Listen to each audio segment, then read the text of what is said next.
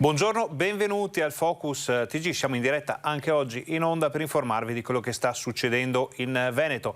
Tante le notizie dal Veneto, da tutte le nostre redazioni, tanta cronaca come sempre all'inizio del nostro telegiornale, ma poi tutti gli approfondimenti, l'attualità, la sanità del Veneto, le polemiche sull'autonomia e quello che ci si aspetta poi dal punto di vista del turismo e dell'indotto per questo ponte che purtroppo secondo il meteo, poi bisogna vedere che cosa accadrà, potrebbe essere funestato, possiamo dire così, da piogge temporali piovaschi che andrebbero a colpire le tantissime manifestazioni organizzate in tutto il Veneto proprio per dare fiato, dare ossigeno a questa ripartenza che abbiamo visto notevole e importante già col ponte di Pasqua. Ovviamente ne parliamo nel corso del nostro telegiornale, siamo in diretta in onda fino alle 13:30, ma voi sapete che abbiamo la possibilità di avere degli ospiti in studio con i quali commentare, approfondire le notizie del territorio. Oggi abbiamo Angela Silvestrini, avvocato padovano, in lista civica con Francesco Peghin, sindaco, per le imminenti elezioni padovane. Buongiorno, grazie per essere venuta. Buongiorno a lei, buongiorno a tutti i telespettatori, grazie dell'opportunità e dell'invito. Allora, cominciamo il nostro telegiornale vedendo la cronaca, dicevamo, poi ci sarà tempo di approfondire i temi padovani e non solo con il nostro ospite. Andiamo in questo caso però a Treviso perché è allarme truffe, vediamo. Giovane, capelli rossi, abbigliamento curato, molto credibile, soprattutto agli occhi degli anziani. Peccato sia un truffatore che si presenta alla porta con un finto tesserino di Piave Servizi, la società che gestisce il servizio idrico in 39 comuni della Marca trevigiana e del Veneziano. Non è un nostro dipendente o incaricato, avvisa la società, dopo che numerose segnalazioni sono partite dalla zona di San Pietro di Feletto, proprio da alcuni residenti insospettiti dalle richieste del giovane. Stando al loro racconto, il truffatore, dopo aver esibito velocemente il tesserino in modo che le vittime non possano verificare bene cosa ci sia scritto, chiede alle persone di entrare in casa con la scusa di controllare la bolletta dell'acqua, dicendo che c'è un errore nell'importo fatturato. Poi, una volta dentro, lo scopo è chiaramente quello di distrarre la vittima per farsi dare dei soldi o arraffare quanto più possibile e dileguarsi. Nessun nostro addetto visiona contratti e bollette oppure richiede pagamenti direttamente a domicilio, ribadisce Piave Servizi. Invitiamo i cittadini alla massima attenzione ed allertare le forze dell'ordine.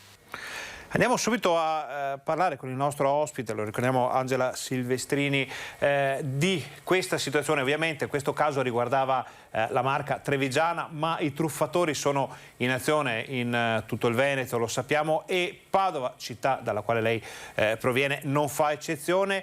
La politica deve interessarsi anche alla sicurezza, soprattutto delle fasce più esposte della popolazione. Certo, mi sembra doveroso. Questo servizio secondo me mette in luce due aspetti. Uno che la recente pandemia ha anche accentuato è la solitudine spesso degli anziani che sono spesso in balia appunto di questi tentativi di truffe. E il secondo aspetto che è questo rincaro spropositato delle bollette delle utenze, e magari l'anziano di fronte a una ventilata possibilità di ottenere un rimborso piuttosto che uno sconto su queste bollette che in questo momento stanno veramente destando delle grandissime preoccupazioni alle fasce più deboli, perché se penso ai pensionati, bollette con rincari del 30-40%, ecco. Sicuramente la politica deve capire questi problemi, deve avvicinarsi quindi anche alle fasce più deboli. Per quanto riguarda la mia città, io penso alle periferie che sono spesso abbandonate, dove non c'è più quella, diciamo, quel controllo, quella solidarietà tra vicini. Quartieri sono diventati più o meno dei dormitori, e quella che era la situazione che si poteva vivere 20, 30, 40 anni fa, dove c'era un controllo esteso anche tra vicinato eccetera, adesso non c'è più. Quindi bisogna tornare sul territorio, sui quartieri, sulle periferie e cercare di ristimolare questo senso di vicinanza, ma con attenzione da parte del centro nei confronti delle periferie, dando le risorse, andando incontro a quelle che sono le esigenze, perché ogni quartiere, penso a una città come Padova, che è una città comunque grande, fatta di tante periferie, ogni quartiere ha le sue esigenze, sono diverse per quanto riguarda la mobilità, la sicurezza. Non ci sono più quei punti di aggregazione che ricordiamo noi nella nostra infanzia, che davano tanta sicurezza comunque. Solo qualche giorno fa la nostra redazione di Vicenza aveva proposto un servizio nel quale si parlava appunto della difficoltà da parte degli anziani di ritornare a far vivere i luoghi di aggregazione che invece prima della pandemia erano davvero molto vivaci, come i centri sociali di quartiere, quei luoghi in cui le persone di una certa età possono ritrovarsi per la partita a carte, per giocare a bocce, per stare un po' in compagnia. E questo per i servizi sociali dei comuni, per chi gestisce il sociale, ma anche per il tessuto sociale delle nostre città, è un problema piuttosto grosso. Adesso vediamo, sempre per quanto riguarda il tema dei contatti di vicinato, una vicenda piuttosto curiosa avvenuta a Padova. Aveva un divieto di avvicinamento alla sua ex compagna, un trentenne originario del Bangladesh, arrestato dagli agenti delle volanti della questura di Padova dopo la segnalazione di una vicina. La donna, preoccupata, lo aveva notato arrampicarsi su un balcone e lo aveva scambiato per un ladro. Subito per questo aveva chiamato il 113. Arrivati sul posto, gli agenti hanno identificato l'ex compagno della donna residente nell'appartamento. Quest'ultimo, dopo ripetuti maltrattamenti e minacce nei confronti della donna, era stato colpito dal provvedimento, oltre ad essere gravato dall'obbligo di dimora in un comune della provincia di Udine. Anche questo è un tema davvero molto importante e molto delicato. Partiamo dal fatto che questa persona è stata vista da un vicino di casa, quindi comunque il tema del controllo di vicinato, di questa rete sociale. Però ne parliamo con il nostro ospite, avvocato, il tema dei maltrattamenti in famiglia, della violenza sulle donne sotto ogni profilo in questo periodo è davvero spaventoso. È davvero spaventoso, sono peraltro reati rispetto ai quali c'è un'attenzione particolare anche da parte delle forze dell'ordine e della magistratura stessa che poi indaga su queste fattispecie. Ricordiamo che comunque la pandemia che non ci siamo ancora lasciati alle spalle ha in molti casi accentuato e esasperato queste situazioni, perché in molti casi le donne si sono trovate prigioniere del loro aguzzino, chiuse dentro le mura domestiche.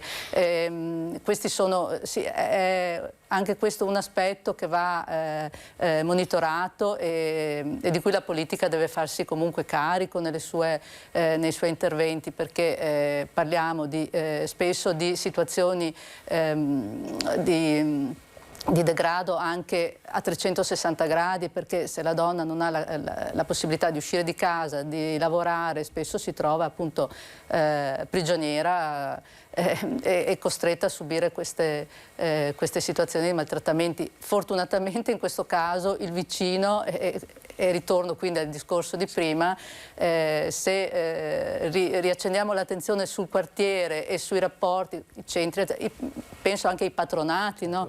Che erano comunque un punto di aggregazione per i ragazzi, ma anche per situazioni di disagio, potevano essere comunque prese in carico anche da questi centri di aggregazione che comunque sono vicini ai problemi, vicini alle persone. Ecco, la politica deve essere altrettanto vicina ai problemi alle persone e, visto che parliamo di quartieri, qual è la vostra proposta per i quartieri padovani? Allora, partiamo dal presupposto, avevo già accennato prima, che Padova è una città tutto sommato grande e oltre al centro storico, che diciamo è il biglietto da visita della città, che è comunque una città a vocazione turistica ed è giusto che venga valorizzato in tutti i suoi aspetti. Padova è una città fatta anche di tante realtà periferiche molto eterogenee tra loro, quartieri con situazioni, esigenze, particolarità diverse. Se pensiamo ad un'Arcella con tutti i problemi che a sua volta al suo interno presenta diverse zone con problemi diversi. Io ho colto per esempio questa sfida proprio perché vivendo, lavorando in un quartiere di periferia mi sono resa conto che negli ultimi anni siamo stati proprio abbandonati, nel senso che i problemi di quel quartiere, dal verde, ci sono dei parchi, per esempio nel quartiere dove vivo io c'è un parco storico che non viene assolutamente valorizzato, non viene fatta manutenzione, spesso gli alberi cadono ad ogni temporale perché nessuno viene a controllarli.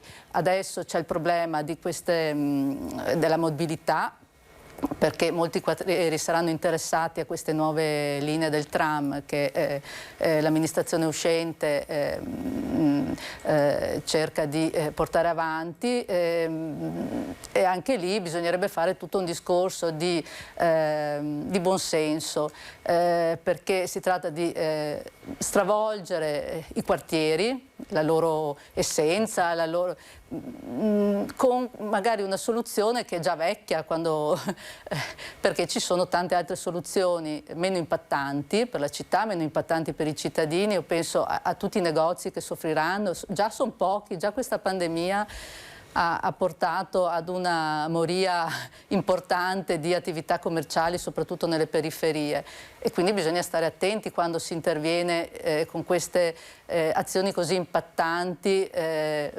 considerare tutti quelli che sono i benefici piuttosto che poi gli aspetti negativi dell'intervento. Parleremo di mobilità dopo la nostra pubblicità, perché dobbiamo fare una breve pausa. State con noi, torniamo fra pochissimo, abbiamo ancora tantissime notizie da tutto il Veneto.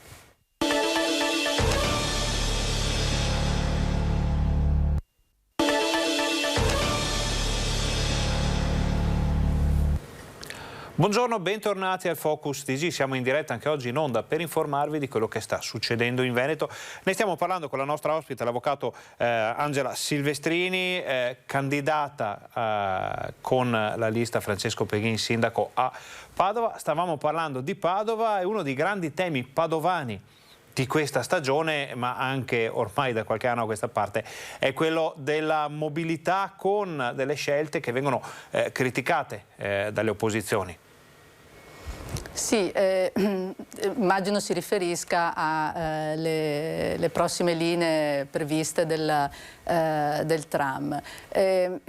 La perplessità innanzitutto è dovuta al fatto che non si è fatto il dovuto confronto, non si è voluto fare il dovuto confronto con le persone, con i cittadini, che sono poi quelli che dovrebbero utilizzare i mezzi pubblici, ma che soffriranno anche dei lavori e poi di quello che sarà l'impatto sulla zona, sul quartiere, sia dal punto di vista della cittadinanza, ma anche di chi lavora, di chi ha i negozi, di chi si deve muovere e spostare. Andava forse cercata una soluzione più condivisa e infatti non è stato in alcun modo chiesto, sono nati poi spontaneamente dei comitati, mi riferisco per esempio al comitato Norotai, molto attivo, che hanno messo in luce tutte quelle che sono poi le perplessità rispetto a un sistema che comunque è già vecchio, ci sono ormai soluzioni alternative che prescindono dal posizionamento di rotaie, considerando che poi si tratta di una soluzione per la quale esiste il monopolio da parte dell'azienda che produce questi mezzi, con tutte quelle che possono essere poi i problemi in caso in cui decidesse di non produrli più a un certo punto.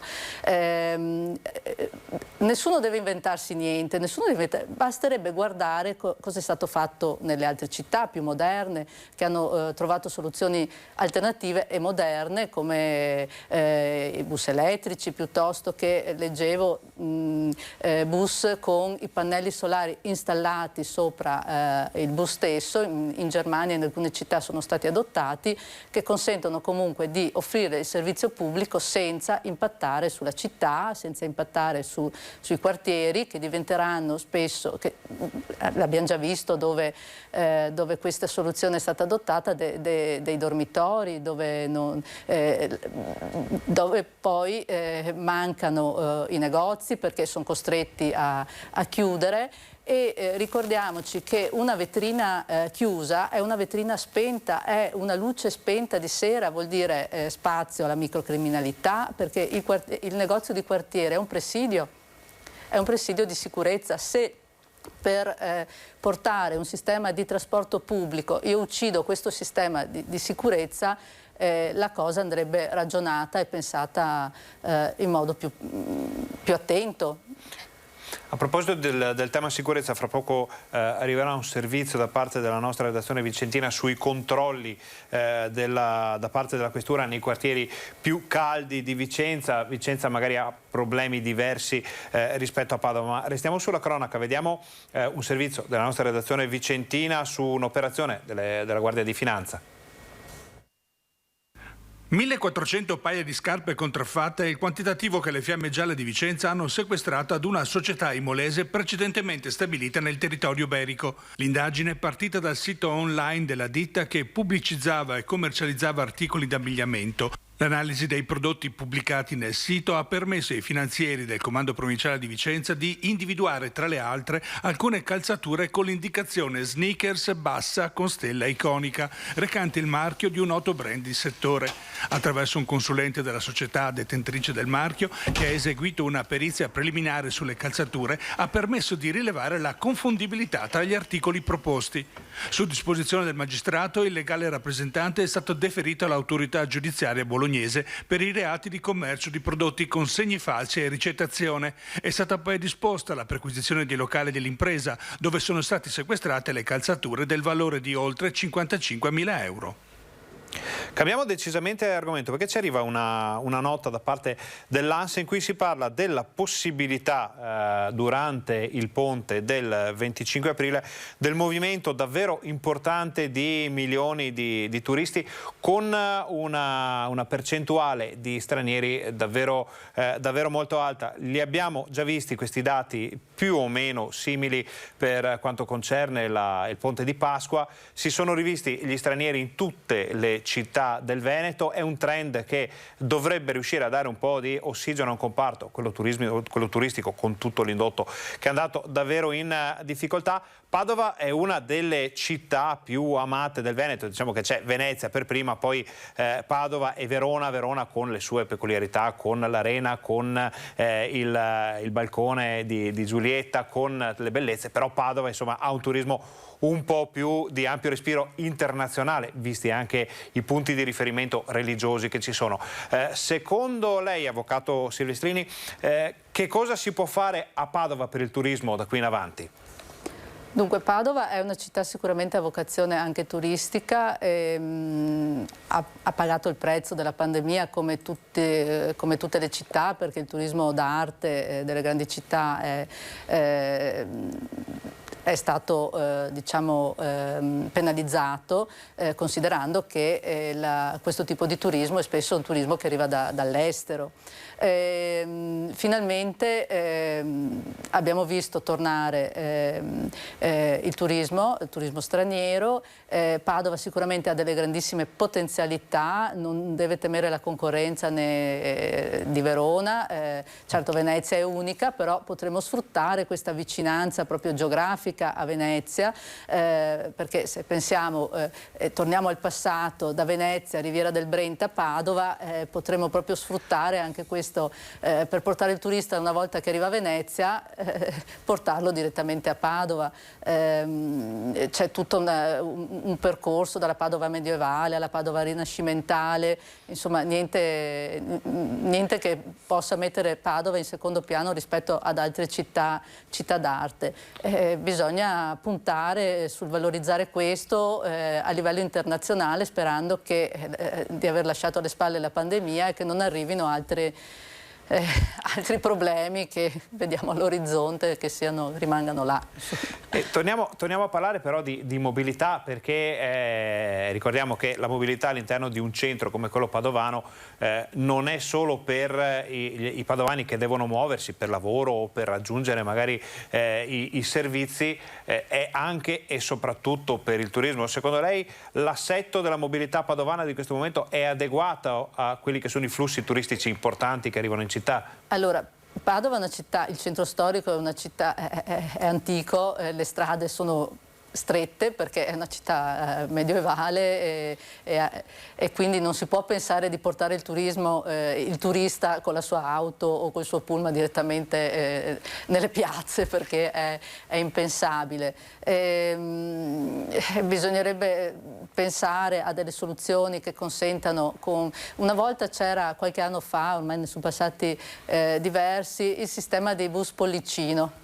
Si chiamavano così, non so se lei ne ha ricordo, che consentiva in modo veloce, rapido il raggiungimento del centro storico, delle piazze, perché poi è lì che la gente vuole arrivare, direttamente dal Prato della Valle, dove c'è comunque un parcheggio con una bella capienza. Ecco, bisognerebbe ripensare magari a soluzioni simili per incentivare lasciare l'auto, il pullman, quello che è fuori dalla città, con dei sistemi che consentono di raggiungere i luoghi che il turista alla fine vuol vedere in modo agile e veloce. È vero che poi adesso ci sono anche tutte queste possibilità di sfruttare le biciclette, quelle che vengono messe a disposizione, anche quella è un'ottima soluzione. Continuiamo con la cronaca, andiamo a vedere l'ennesimo raid no-vax, questa volta nel Trevigiano. Il Vax uccide e il governo nazista lo sa, e poi l'ormai noto simbolo della W, spray rosso e mura imbrattate.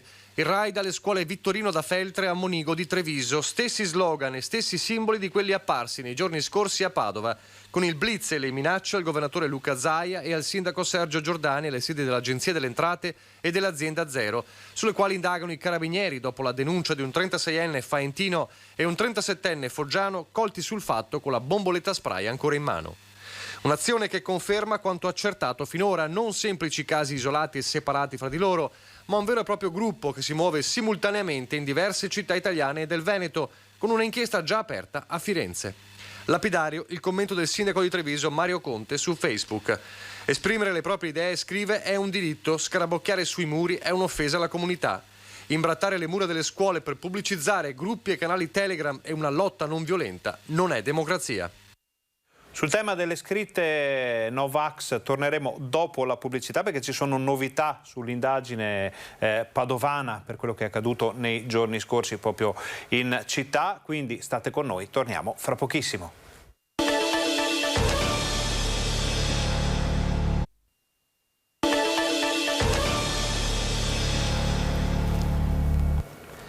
Buongiorno, bentornati al nostro Focus TG, siamo in diretta anche oggi in onda per informarvi di quello che sta succedendo in Veneto.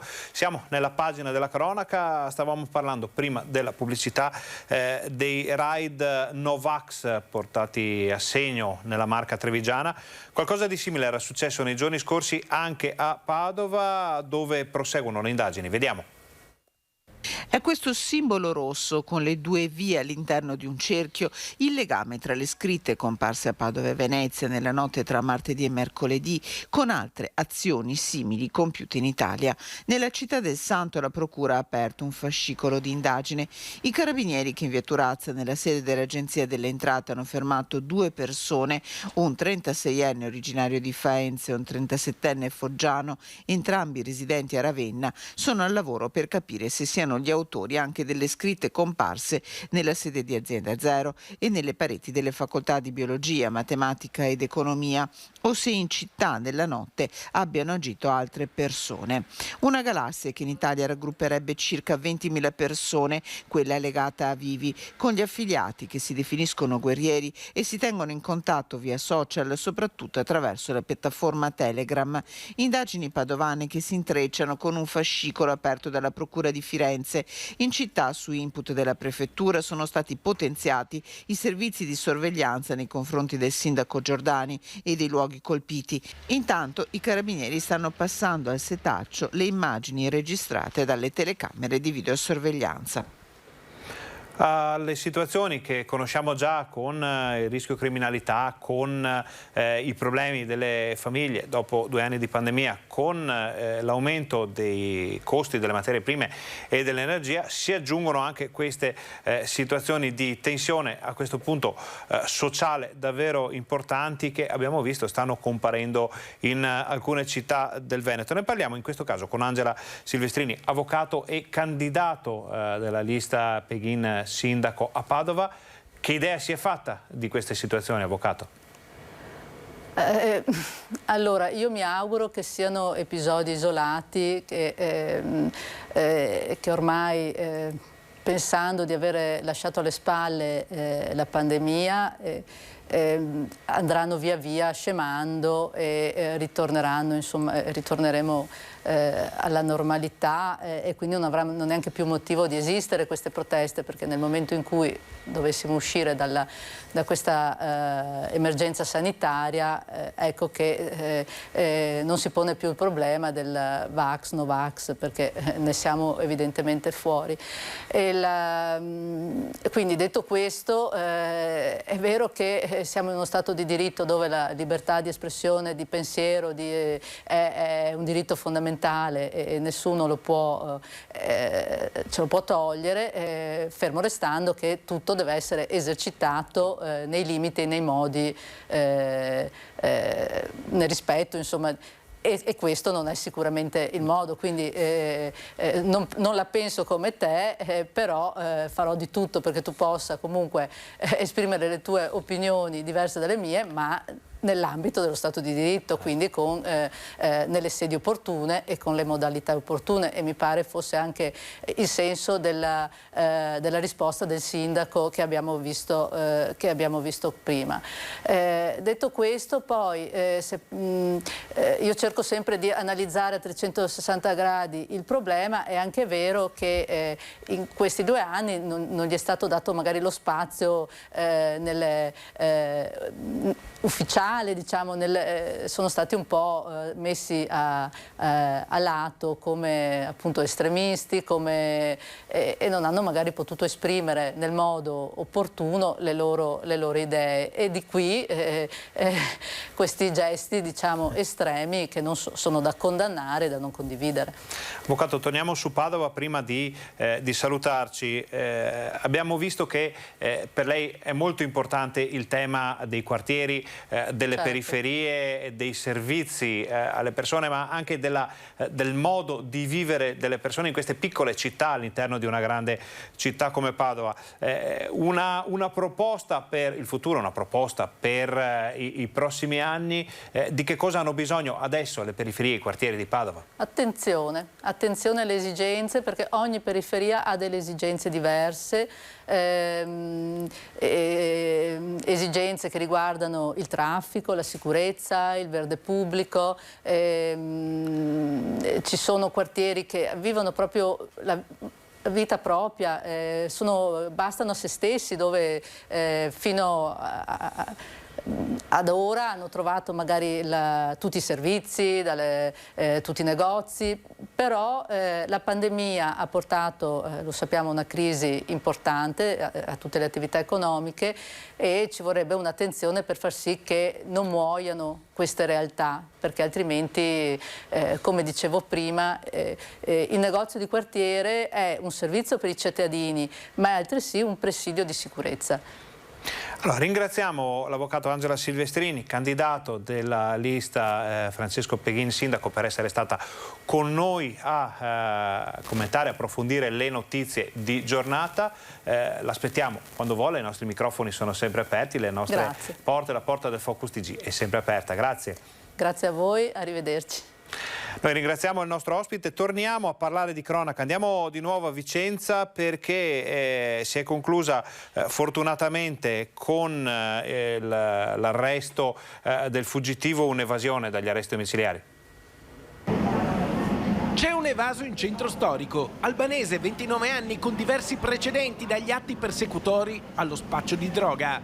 Un passato che lo ha portato agli arresti domiciliari, misura cautelare da cui il 18 aprile però è evaso. Immediatamente è partita una serrata indagine della questura. Gli investigatori hanno seguito la pista giusta e lo hanno rintracciato in centro storico a Vicenza. Lo straniero aveva con sé una grossa somma di denaro di cui non ha saputo giustificare il possesso e un regolare passaporto rilasciato dalle autorità del suo paese. Nel documento però appariva con cognome diverso. Indizi che portano a pensare che ci fosse la possibilità che l'uomo stesse cercando di fuggire dall'Italia. Ma gli è andata male. Gli agenti della Polizia di Stato lo hanno portato nella casa circondariale San Pio X di Vicenza. Ritorniamo a parlare vi ricorderete, dell'aggressione a un autista di bus nel Trevigiano. C'è stato un contatto fra il presidente della provincia Marcon e quello di Mom Colladon. Vediamo. Queste azioni, a mio modo di vedere, dovrebbero passare attraverso una pena esemplare. È sulla stessa linea del presidente di Mom Giacomo Colladon, il numero 1 della provincia Stefano Marcon, commentando il caso dell'autista di 53 anni di Casale sul Sile, Luca Dal Corso, aggredito con un coltello martedì pomeriggio a Nervesa da un passeggero di 21 anni senza biglietto. Lo stesso Dal Corso nel 2014 venne accerchiato in stazione da una trentina di ragazzi rischiando il pestaggio. L'ente di Sant'Artemio è il principale soggetto pubblico all'interno di Mom. Nel tempo, insieme all'azienda di trasporti, sono tante le iniziative intraprese per incrementare la sicurezza, ma il problema vero, ribadisce Marcon, sta a monte. Penso che bisogna andare verso la certezza della pena. Sappiamo che l'aggressore è già stato rimesso in libertà, sappiamo che aveva già commesso altri tipi di reati. Ho parlato stamattina con il presidente Colladon e lo sconcerto, il disarmo che si prova di fronte a queste situazioni oggi è pesante, è difficile da portare avanti. Tutte le collaborazioni con le forze dell'ordine sono attive per garantire la sicurezza degli autisti piuttosto che degli utenti, però vediamo che c'è ancora tanto da fare. Da Treviso a Belluno per un'indagine della Guardia di Finanza dalle ricadute davvero importanti. Controlli a tappeto nelle stazioni di servizio di tutta la provincia, attività investigativa mirata a contrastare pratiche commerciali scorrette, manovre speculative sul caro carburante e sui traffici illeciti in materia di accise sui prodotti energetici. Un lavoro certosino quello svolto dalle Fiamme Gialle del Comando Provinciale di Belluno, che dallo scorso mese di marzo, da quando cioè i prezzi alla pompa di benzina e gasolio hanno raggiunto livelli record, sono state delegate dalla Procura del capoluogo a eseguire accertamenti mirati. Oltre 8.000 euro di sanzioni sono state elevate nei confronti dei gestori di 10 impianti per omessa comunicazione dei prezzi praticati per ogni tipo di carburante commercializzato. 12 le stazioni risultate irregolari sia in ordine alla corretta pubblicità dei prezzi e della loro esposizione al pubblico, sia relativamente alla comunicazione periodica dei prezzi al Ministero dello Sviluppo Economico che alla corretta gestione delle giacenze di prodotto. Tra le violazioni contestate dai finanzieri del nucleo di Polizia Economica Finanziaria di Belluno, Cortina, Feltre, Auronzo e Agordo, anche quella per la modifica a un impianto di distribuzione in difetto di autorizzazione e per cessione di prodotto in evasione di imposta. L'impennata dei prezzi alla pompa ha scatenato il Codacons, che a marzo ha presentato esposti in tutte le procure d'Italia. Per diverse settimane in provincia i rincari di benzina e gasolio sono risultati fra i più alti in Veneto, superando per la prima il 18%, mentre il gasolio ha registrato un aumento pari al 25%. Pochi giorni dopo l'apertura dell'inchiesta giudiziaria, i prezzi dei carburanti sono improvvisamente scesi al di sotto dei 2 euro al litro, a dimostrazione che l'economia di guerra senza bombe, così l'aveva definita il presidente della regione Luca Zaia, aveva più a che fare con speculazioni a danno dei consumatori. Approfondiremo anche questa notizia nel corso dei nostri telegiornali per capire maggiormente che cosa sta succedendo in Veneto anche sotto questo profilo. Adesso noi facciamo un'altra breve pausa pubblicitaria, voi state con noi perché torniamo fra pochissimo.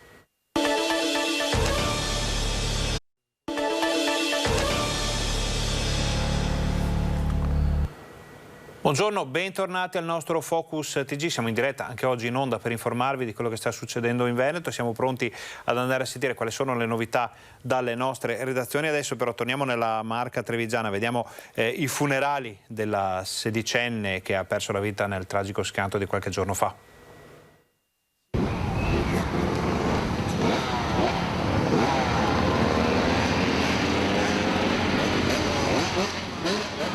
Gli amici in moto precede il feretro ed arriva rombando davanti alla chiesa di Santa Maria di Campagna, Cessalto, il casco a nascondere le lacrime per ricordare Samantha e la sua grande passione, la motocicletta.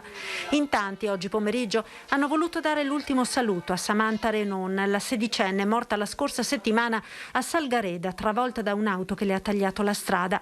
In molti si sono stretti a mamma Diana e papà Luca, ai nonni, al fidanzato e ai tanti giovani amici, e proprio ai ragazzi si è rivolto Don Mauro Gazzelli. Nella nostra vita non sappiamo quanto tempo abbiamo, non sprechiamo un secondo della nostra vita.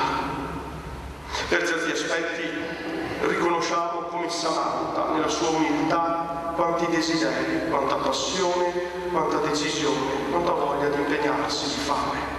Non perdeva un secondo della sua vita. Ecco, anche noi siamo qui, penso a voi tanti ragazzi, giovani, adolescenti, ecco, non perdiamo proprio questo aspetto nel dire: Signore Gesù, aiutami a vivere tutti i secondi di vita che tu mi dai. Una ragazza solare, brava a scuola, che frequentava con ottimi risultati il terzo anno di Relazioni Internazionali per il Marketing all'Istituto Sansovino di Oderzo. Tante passioni aveva Samantha, oltre alla moto c'era il nuoto, così l'hanno ricordata gli amici della sua squadra. C'eri quando qualcuno aveva bisogno, nonostante non nuotassi da un paio d'anni. Grazie per averci insegnato nel tuo piccolo a vivere affrontando tutto a testa alta. Molte volte ci rendiamo conto della vera importanza di una persona quando mai se n'è andata. Tu però avrai sempre un posto sicuro nei nostri cuori. Ciao Sammy, buon viaggio, la tua squadra. E poi i compagni di scuola che in questi giorni hanno realizzato un cartellone con foto e ricordi. Ci sono una canzone, una poesia e un'edica, insomma, e tutto è stato fatto con tristezza ma anche con tanta amore. All'uscita della chiesa, al lancio di tanti palloncini bianchi, uno ha scritto l'ultimo messaggio d'amore del fidanzato Francesco, che stringe una rosa rossa. Mamma e papà si stringono mentre salutano per sempre la loro unica figlia. Il fiore più bello, dice Don Mauro, che il Signore ha voluto nel suo giardino. Adesso andiamo a Padova, diamo la linea subito alla nostra Valentina Visentin, perché è tempo di eventi sportivi decisamente importanti per la città del Santo. È vero, Valentina? Vabbè. Sì, eccomi qua Ferdinando, sono all'interno del quartier generale della Padova Marathon in Prato della Valle. Purtroppo adesso sta piovendo, speriamo invece nel tempo più clemente domenica. Qui con me c'è Ruggero Pertile, atleta azzurro, oggi direttore del sportivo di Assi Industria Sport, vincitore di 2 maratone di Padova nel 2006 e nel 2016, ultimo padovano a vincere la Padova Marathon, e adesso ci racconta. Che maratona sarà? Si torna a fare sport? Beh, si torna finalmente dopo 2 anni, ci sono state 2 edizioni speciali, finalmente si torna a correre veramente e fare sul serio.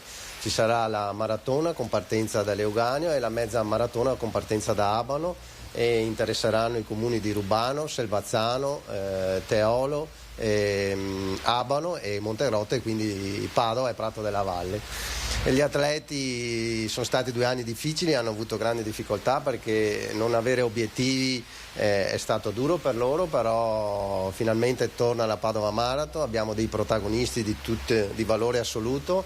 Chi dobbiamo tenere sotto la lente? Certamente Anna Incerti, che è la nostra campionessa, che ha corso più volte anche mondiali e olimpiadi, è campionessa europea di maratona. Sarà il via della maratona e vuole fare un tempo che poi gli permetta di partecipare ai campionati europei di Monaco, e poi ci sono gli atleti stranieri dell'Africa che saranno sicuramente protagonisti sia da Abano e sia che da Leuganeo, che vorranno sicuramente correre forte perché Padova è una maratona veloce.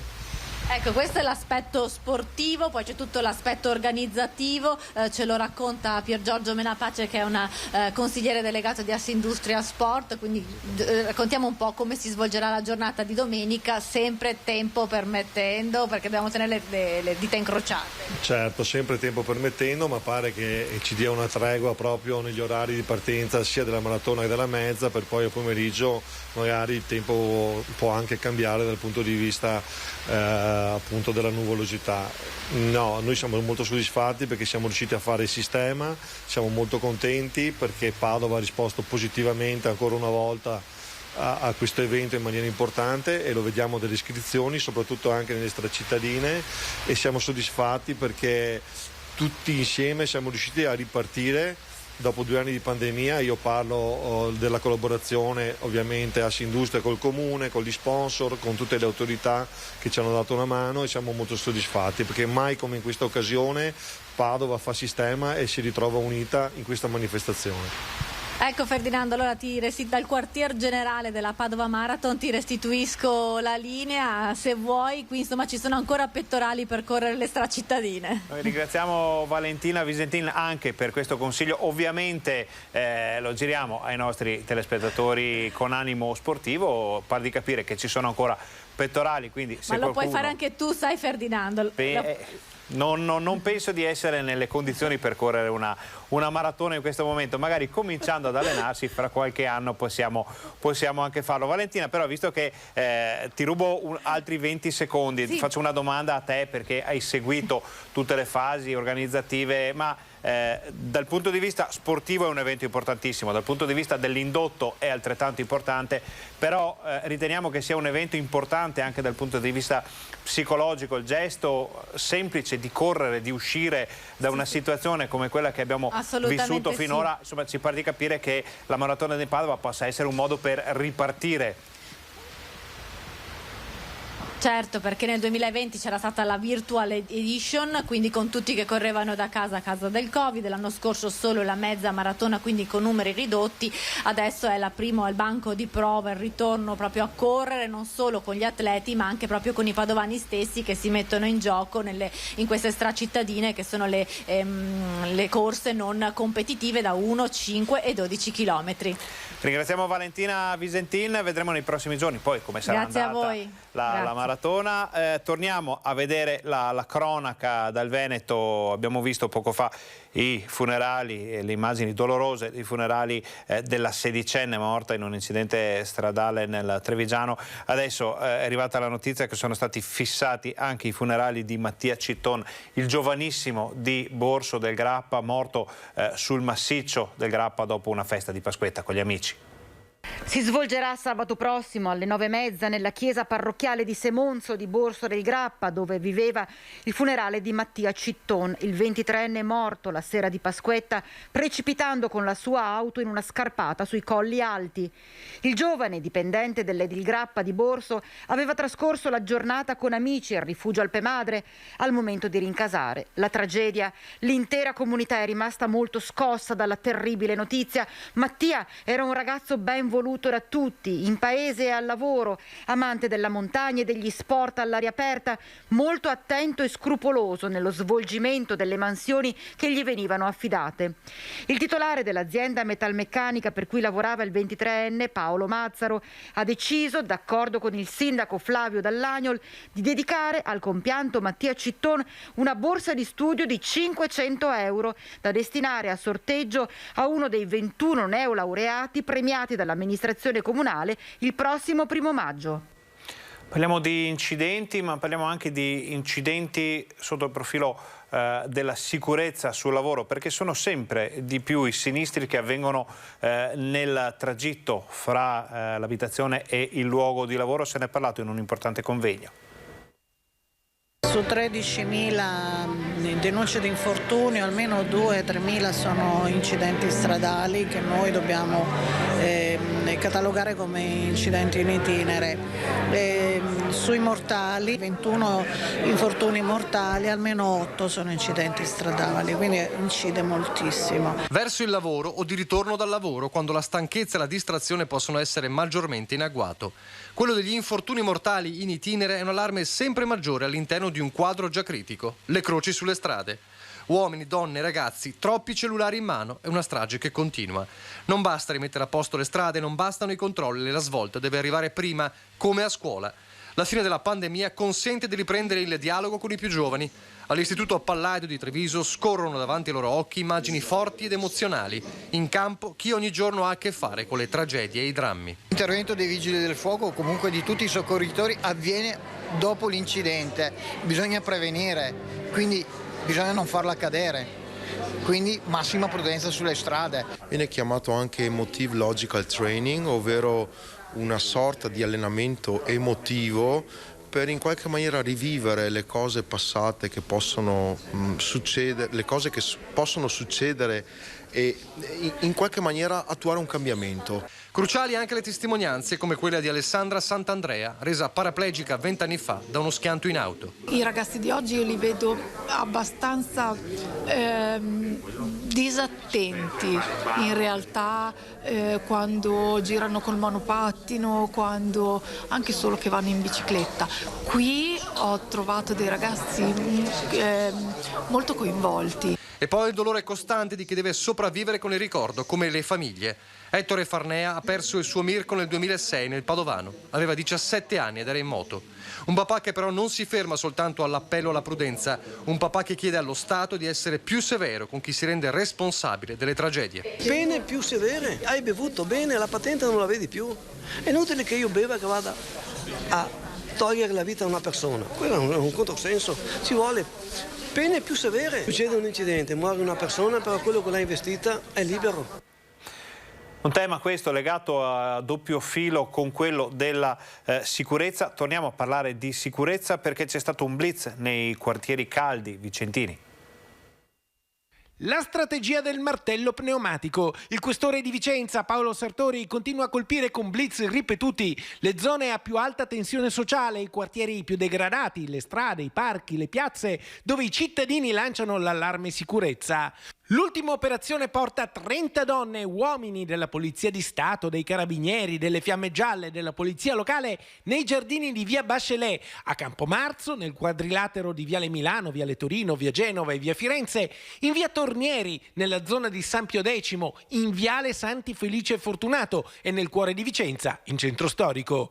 Vengono identificate 304 persone, di cui 109 straniere e 36 con precedenti penali o di polizia. Verificati 97 veicoli e 19 locali. Al termine delle operazioni il questore ha firmato 11 avvisi orali, 11 fogli di via obbligatori da Vicenza e 6 ordini di allontanamento dal territorio nazionale nei confronti di un ghanese, 3 nigeriani, un cittadino della Mauritania e uno del Sudan, con a proprio carico precedenti penali o di polizia e non più in possesso dei requisiti per restare in Italia. Numeri che, uniti a quelli delle altre operazioni della questura, dimostrano che la strategia del martello pneumatico funziona. E sempre a Vicenza è stato chiuso un bar che era diventato ritrovo di pregiudicati, persone note alle forze dell'ordine ed irregolari. Schiamazzi, aggressioni, violazioni delle norme anti-Covid tra le irregolarità riscontrate da tempo in un noto bar di Vicenza in corso San Felice Fortunato, risultato costantemente frequentato da pregiudicati, da cittadini extracomunitari irregolari in Italia, da frequentatori spesso ubriachi e molesti che sono stati in più occasioni protagonisti di atti di inciviltà nelle vicinanze del bar, disturbando la quiete pubblica. Locale che resterà chiuso per 15 giorni per problematiche di ordine e sicurezza, poiché il questore Paolo Sartori ha disposto la sospensione della licenza e l'immediata chiusura dopo le problematiche riscontrate negli ultimi tempi, messe in evidenza anche da un esposto dei cittadini della zona. L'ultimo episodio risale alla notte scorsa, quando un avventore è stato sanzionato perché trovato in stato di ubriachezza molesta dopo aver rifiutato di farsi identificare dalla polizia. Al ritorno dalla pubblicità chiuderemo il capitolo della cronaca. Ci sono tante altre notizie che riguardano le ricadute sul Veneto e non solo, da parte dei venti di guerra che soffiano alle porte dell'Europa, i problemi con i rincari delle materie prime e il costo dell'energia, problemi con la sanità, tanti i temi di attualità nel nostro Focus TG, in onda fino alle 13:30, quindi state con noi perché torniamo fra pochissimo.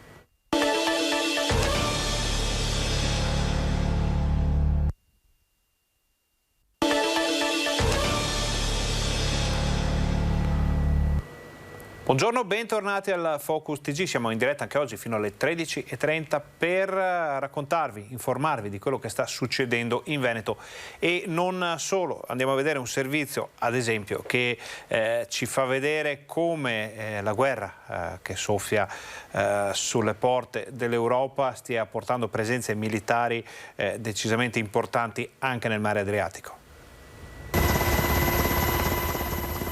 La portaerei americana USS Truman sarà in rada nel Golfo di Trieste a partire dalla giornata di sabato e dovrebbe trattenersi fino a mercoledì. La nave statunitense, ormai da 2 mesi in Adriatico, sta proseguendo il programma di esercitazioni, mentre in Ucraina continua la guerra dopo l'invasione della Russia di Putin. La Truman non può approdare in banchina per questioni di pescaggio, solo l'area destinata alle super portacontainer sul lato lungo del Molo VII potrebbe eventualmente ospitarla. Oltre a ciò va considerato che si tratta comunque di un'unità alimentata a propulsione nucleare. Parte dell'equipaggio verrà comunque fatto sbarcare a Trieste grazie a delle imbarcazioni civili che garantiranno il servizio navetta. In questi casi scatta una particolare procedura di sicurezza da parte della Marina Militare Italiana, che sarà impegnata con alcune unità di supporto al Gigante del Mare. Previsto anche un tavolo tecnico alla prefettura di Trieste che coinvolgerà il comando militare del Nord Italia, oltre agli addetti della Capitaneria di Porto e le altre specialità dello scalo. La portaerei sarà formalmente in sosta tecnica operativa dopo aver completato un ciclo di esercitazioni fra il Basso Adriatico e lo Ionio, in cui le pattuglie di cacciabombardieri F-18 hanno eseguito una serie di impegnative giornate di addestramento in collaborazione con l'aviazione militare greca a poca distanza in termini di velocità d'approccio militare dallo spazio aereo del Mar Nero. Evidente, anche se non confermato da fonti militari, come questa presenza a Trieste rappresenti uno dei tasselli di quella logica di scudo di controllo e deterrenza stile guerra fredda allestito fra Europa e Mediterraneo in considerazione del conflitto russo-ucraino. La Truman fa parte di quello che viene definito un gruppo d'attacco degli Stati Uniti, in particolare il Carrier Strike Group 8, con al comando il contrammiraglio Kurt Renshaw, che oltre alla portaerei conta su altre 6 unità navali e 9 squadroni di velivoli. Lo scafo è una vera e propria città galleggiante, capace di ospitare 7.500 soldati, con 65 aerei ed elicotteri pronti a intervenire decollando da una pista di 330 metri sul mare. Le notizie apparse anche sulla stampa italiana pochi giorni fa documentavano le manovre della flotta di Mosca nel Mediterraneo, che dopo aver superato Creta teneva sotto pressione le zone chiave per l'accesso al Mar Nero, come il Mar Ionio. Ecco il perché dell'importanza strategica non solo della Truman, ma pure delle altre unità navali militari attualmente dislocate in Adriatico. Questo stato di emergenza internazionale non può che avere esiti e ricadute negative su quella che è l'economia anche del Veneto. Ne abbiamo parlato con gli artigiani. Tempi duri per chi fa impresa. Nel bellunese prima Baia, poi il Covid, ora la guerra, con il conseguente rincaro dei costi energetici, sono eventi che hanno lasciato e lasciano il segno. Tempi duri per chi fa impresa come per chi cerca di rappresentarli, come fa Claudia Scarzanella, che dopo essere stata vicepresidente dei giovani di Confartigianato è stata eletta una prima volta presidente di Confartigianato Belluno nel 2017, per poi essere riconfermata quest'anno. Le cose sono in continua evoluzione, purtroppo ci sono delle problematiche che si sono imposte in maniera importante e quindi costringono le nostre piccole aziende a vivere di giorno in giorno, facendo i conti veramente nel brevissimo periodo con una grande incertezza per il futuro. Incertezza che pesa a tutti i livelli e che si somma a costi energetici che fanno registrare un aumento del quasi il 9% in più della media dell'Eurozona. Gli artigiani chiedono sicurezza, ma come tutti del resto. In particolare credo che in questo momento le piccole aziende siano detentrici di cultura, qualità, resilienza e di conseguenza credo che sia fondamentale che possiamo rimanere nel territorio. Ulteriori ritardi nell'adottare le misure necessarie potrebbero essere fatali non solo per gli artigiani bellunesi, ma per l'economia italiana in genere. Abbiamo bisogno che finalmente ci sia una riforma importante a livello fiscale, quindi non è sufficiente quanto contenuto nel DEF, e posto che in 6 anni noi abbiamo bisogno di arrivare a degli obiettivi strutturali richiesti dal PNRR, credo che o adesso o mai più. Non ci sono solo i venti di guerra e l'emergenza internazionale a rendere complicata la vita del comparto produttivo e anche artigianale del Veneto, ci sono anche le chiusure per Covid dei porti cinesi. Nel futuro del commercio veneziano si addensano nubi che arrivano dai porti cinesi. Centinaia di container pronti a salpare via mare per l'Italia e per Venezia sono bloccati al porto di Tianjin, uno dei più trafficati e dove è stato rilevato il primo caso della nuova variante Covid. Trasferimento così al porto di Shanghai, con un enorme intasamento che rischia di provocare allungamenti dei tempi e danni economici. Dal porto di Venezia va comunque detto che ufficialmente ci hanno comunicato che non ci sono conseguenze e ripercussioni per Venezia. Dal mondo degli artigiani arrivano però preoccupazioni per il futuro. Si vedevano segnali di ripresa nelle nostre imprese, ma la mancanza di materiali soprattutto e l'impossibilità di completare le consegne con la guerra hanno di nuovo rimesso il freno, diciamo, alla ripresa. In particolare la preoccupazione riguarda proprio i porti. Quello che soprattutto fa la differenza, a parte anche la guerra, soprattutto l'aumento dei costi dell'energia, ma quello che fa la differenza sono anche adesso il 40% di prodotti che chiaramente dipendiamo dalla Cina, arrivano dalla Cina. Ci sono i porti cinesi che sono bloccati e quindi non arriva materiale. Le imprese rischiano così di dover fare i conti con una nuova strozzatura delle esportazioni cinesi. Aumenti dell'energia e mancanza di materie prime, per noi che in Italia, nel nostro territorio, soprattutto in Veneto, trasformiamo tutto in maniera molto efficace, in maniera molto artigiana, è chiaro che diventa una dipendenza veramente importante. Le imprese dunque vogliono reagire, ma si chiedono come fare alla luce delle difficoltà sanitarie, ma anche per la guerra in Ucraina. Le prossime settimane saranno decisive. La crisi energetica colpisce anche i comuni, non solo le bollette e le tasche di cittadini e aziende, ma anche la pubblica amministrazione. La tempesta perfetta. Crisi energetica, recessione, inflazione, aumento delle materie prime e poi la guerra, una crisi totale. Il modello economico globale si inceppa e così, superata la pandemia, ci affacciamo su una crisi finanziaria senza precedenti. Le soluzioni sono complicate, la politica deve dare risposte urgenti, non servono cure palliative, ci vogliono interventi efficaci, lungimiranti, perché i conti salati del caro bollette travolgono le attività produttive, i negozi, i locali, le famiglie. Naturalmente nemmeno i comuni vengono risparmiati e i sindaci sono in prima linea anche nel dover dare le risposte più concrete e immediate. Nel Vicentino Caldogno resiste senza tagliare l'illuminazione pubblica. Sicuramente per il momento non siamo intervenuti sull'illuminazione pubblica perché comunque avevamo fatto un progetto che è partito 6 anni fa in cui la riqualificazione di tutto quello che è l'illuminazione pubblica aveva già subito un grandissimo taglio dal punto di vista dei consumi. Noi stiamo puntando, facendo proprio l'illuminazione pubblica tutti a luci LED. Ogni anno facciamo un quartiere del paese. Ecco che sappiamo benissimo che ci sarà un abbattimento dei costi. Tocca ai sindaci essere lungimiranti. Anche a Creazzo si punta sull'illuminazione a LED, così come a Torri di Quartesolo, dove però viene messo in preventivo lo spegnimento dei lampioni in alcune zone. noi abbiamo già anche noi una rete di illuminazione LED, però questo non sembra essere sufficiente. Il rincaro dell'energia è talmente forte che chiederà provvedimenti un po' più drastici, probabilmente anche qualche spegnimento programmato. Ma in questa tempesta perfetta, che tanto somiglia alle piaghe d'Egitto, non è mancata la siccità, per cui a Cornelo Vicentino il sindaco ha appena firmato un'ordinanza per l'uso razionale dell'acqua.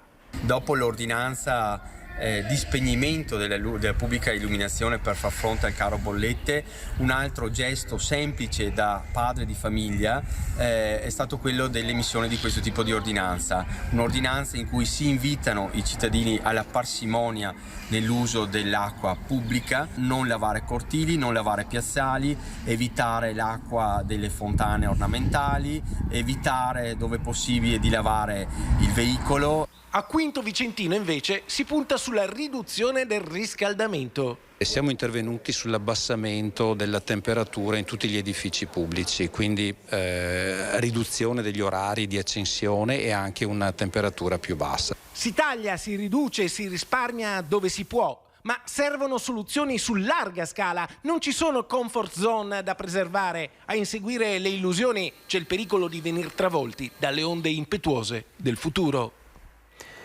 Cambiamo decisamente argomento, parliamo di sanità, perché la creazione della figura del super operatore sociosanitario da parte della Regione ha causato una levata di scudi per la politica.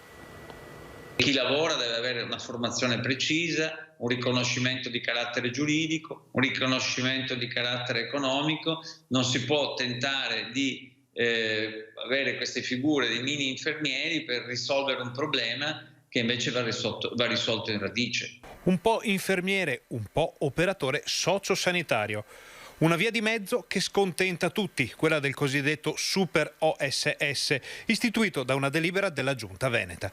Una scelta che ha causato una levata di scudi da parte della politica regionale, che accusa senza tanti giri di parole il governatore Luca Zaia e l'assessore alla sanità Manuela Lanzarin di aver solo trovato un escamotage per rimandare un problema, sovraccaricando i lavoratori già sotto pressione dopo 2 anni di pandemia. Questa è la cartina di tornasole di una questione più grande, che è quella del sistema sociosanitario del Veneto, che è necessario ripensare.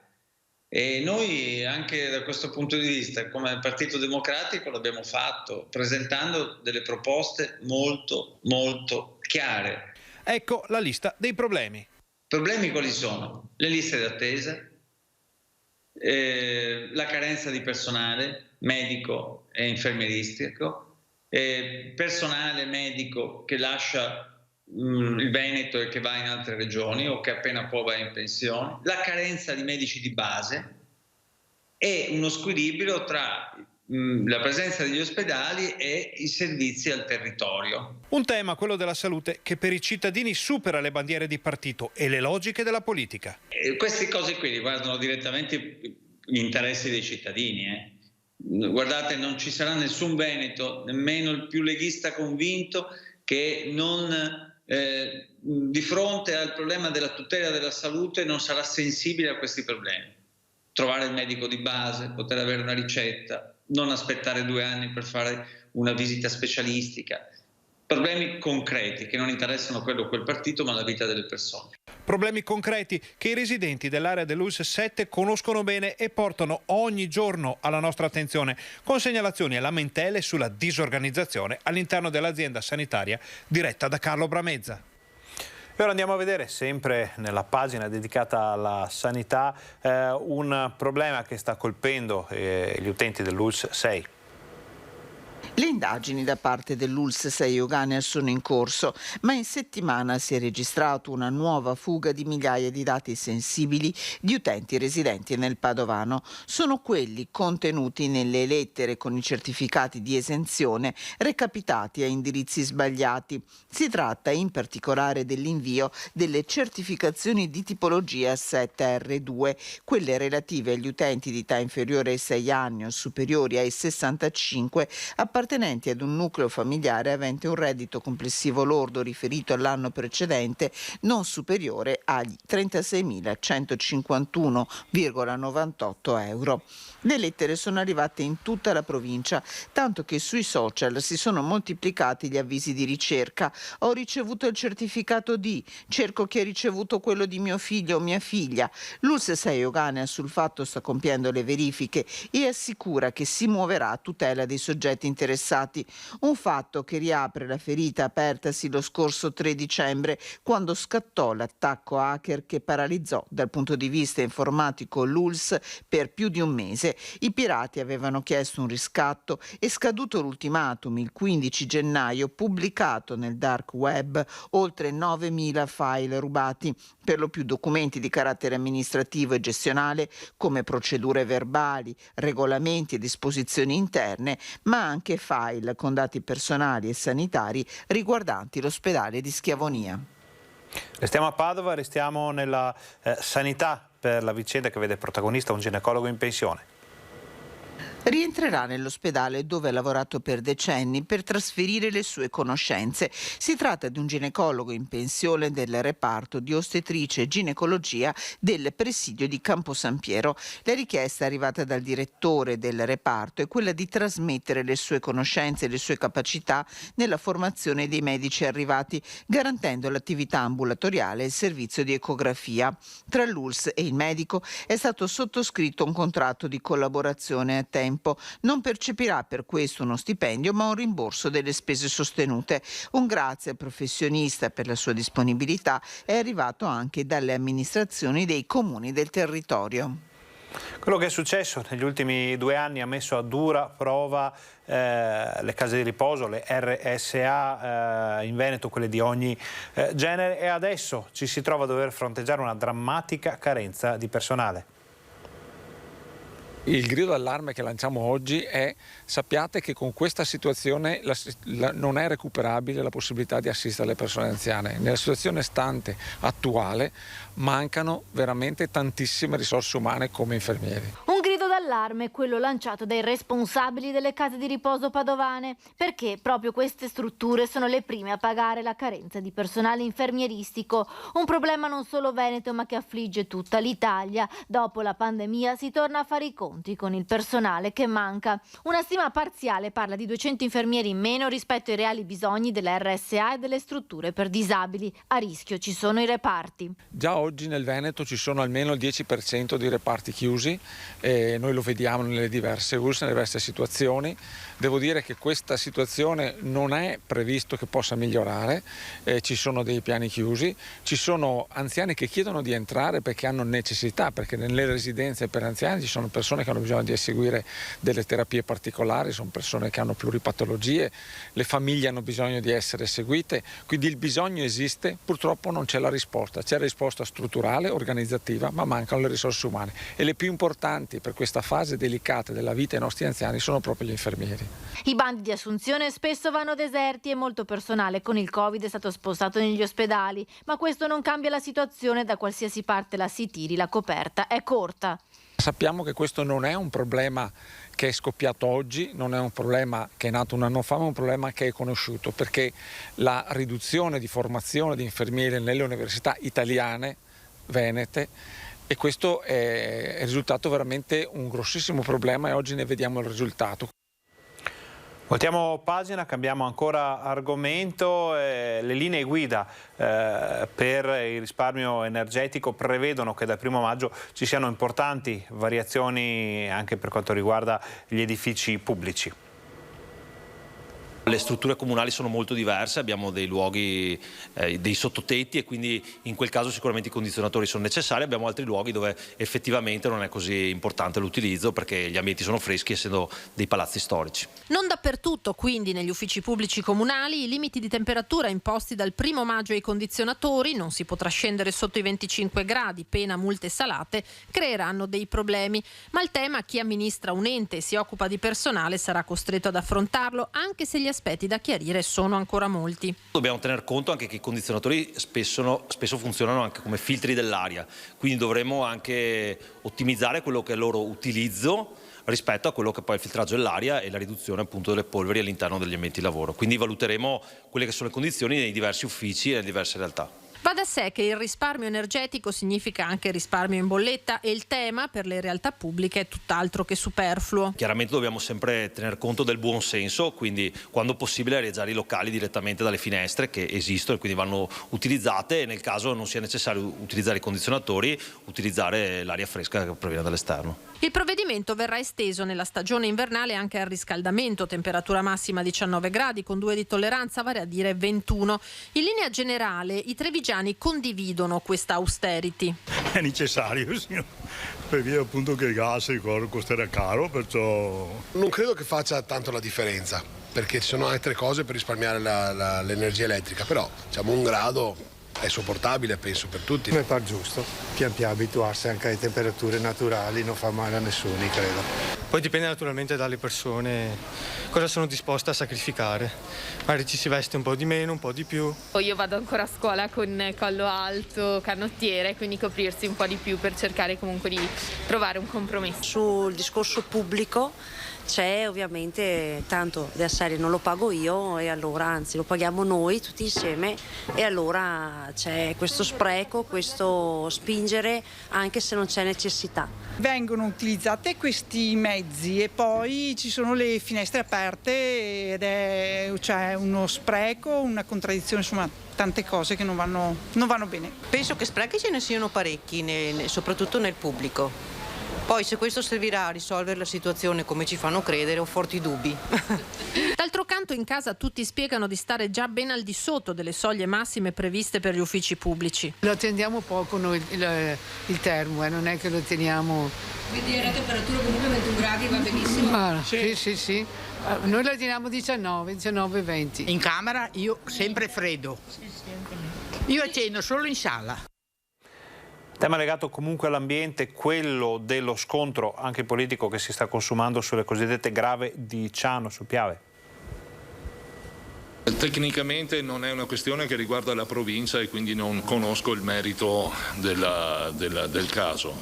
I sindaci tutti rappresentano i cittadini e le preoccupazioni, se ci sono, evidentemente hanno anche alcuni fondamenti. Soppesa le parole il presidente della provincia Stefano Marcon, ma il messaggio a regione e autorità di bacino è chiaro. I sindaci del Montello che in massa si stanno mobilitando contro il progetto di un grande bacino di laminazione sulle Grave di Ciano vanno ascoltati. Una questione di forma prima che di sostanza fa intendere il primo inquilino del Sant'Artemio. Sullo sfondo dell'arresto c'è il secondo ricorso presentato al Tribunale delle Acque di Roma dal comune di Crocetta del Montello, che sta ricevendo l'appoggio dei municipi che insistono sulla zona Vidori in testa. In gergo si chiama ricorso ad adiuvandum. L'azione legale stavolta nei confronti dell'autorità di bacino che non avrebbe previsto una VAS sull'opera. Nel maggio del 2021 era stato avverso il provvedimento della regione che dava il via libera alla progettazione fino alla cantierabilità. È un tema, quello della sicurezza idraulica, che interroga i sindaci, interroga i primi cittadini, lo interroga soprattutto nei momenti in cui accadono le piene, ne abbiamo vissuto uno anche di recente e quindi è giusto porsi degli interrogativi. Non entro nel merito della progettazione tecnica, sulla quale vedo esserci alcune discussioni. Auspico che si trovi una quadra in modo di andare a garantire la salvaguardia dei territori e la sicurezza dei cittadini.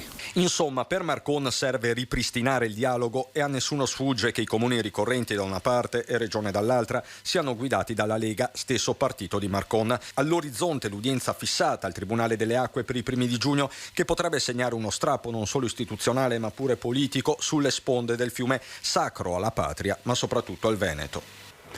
Torniamo a parlare del PNRR, stanno arrivando tantissimi progetti, sono molte le proposte da parte dei comuni del Veneto. A Padova si parla anche di sport.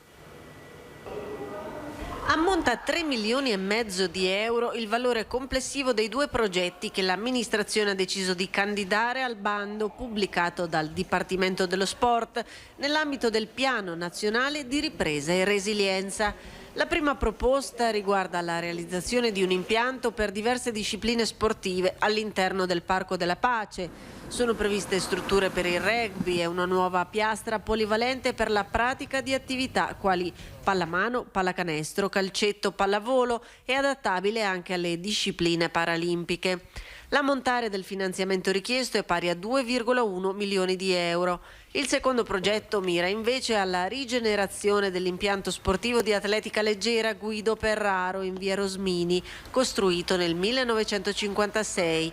È prevista la riqualificazione completa dell'area scoperta e della tribuna per il pubblico e dei servizi, oltre alla realizzazione di una pista coperta di 100 metri per la pratica dell'attività durante tutto l'anno.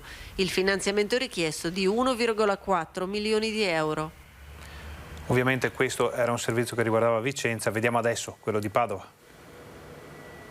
Curva Nord per lo Stadio Uganeo con Palazzetto dello Sport per la pallamano, la riqualificazione degli impianti sportivi del Valsugana Rugby e il rifacimento energetico della Chione Arena con 2 palestre. Ecco i 3 progetti presentati dal Comune di Padova per poter accedere ai fondi europei del PNRR destinati agli impianti sportivi. Palazzo Moroni spera così di ottenere 10 milioni e mezzo di euro per completare 3 cittadelle dello sport. Il primo progetto, quello della Curva Nord dello Stadio Uganeo, è di certo il più ambizioso e vale 4 milioni di euro. Oltre al rifacimento della Curva Nord, per le tifoserie ospiti è previsto un nuovo palazzetto dedicato alla pallamano che dovrebbe ospitare il centro tecnico giovanile nazionale della federazione. Doveva essere presentato un progetto da parte dell'amministrazione comunale con l'avallo di una federazione sportiva nazionale. Ce ne sono 45 in Italia di federazioni sportive nazionali, per cui i comuni saranno 45 al massimo quelli destinatari di questi progetti, anche perché la federazione poteva appoggiare un progetto solo. Noi abbiamo avuto la fortuna di avere un ottimo rapporto con la Federazione Pallamano, ho sposato subito questo progetto, da un punto di vista tecnico mi è piaciuto moltissimo perché faremo a Padova il primo centro tecnico federale di pallamano femminile. 3 milioni e 900 mila euro invece sono stati chiesti per la struttura del Valsugana Rugby. Ad Altichiero serviranno a realizzare un nuovo campo e riqualificare gli spogliatoi. 2 milioni e 600 mila euro invece per la cittadella della pallavolo in zona San Lazzaro, ovvero la Chione Arena, che include anche la riqualificazione energetica. 3 progetti importanti che possono essere finanziati, totale di 10 milioni e mezzo, se non ricordo male. Vuol dire completare lo stadio, fare Valsugana, distintivamente per questo e poi sistemare sotto l'aspetto energetico il Chione, che è un impianto decisamente importante. Sogno anche, spero, ma sono abbastanza tranquillo che con Caso Padova riusciamo anche a trovare qui del finale, fare un project finance per quanto riguarda l'impianto sportivo fatto da loro. Questa era l'ultima notizia del nostro telegiornale. Prima di salutarvi vi diciamo i dati che ci arrivano dall'azienda Zero della Regione del Veneto, che confermano 6.900 nuove positività per quanto riguarda il Covid. Sono 75.103 i casi attualmente positivi in Veneto. Noi ringraziamo Alessandro Costacurta e Renzo Rigon per la regia, ringraziamo voi per essere stati con noi fin qui, ringraziamo tutti i colleghi che ci hanno permesso di portare nelle vostre case le ultime notizie dal Veneto. Vi diamo appuntamento al TG Bassano, TG Vicenza di questa sera per tutto quello che non è stato detto e raccontato fin qui e vi auguriamo un buon pomeriggio.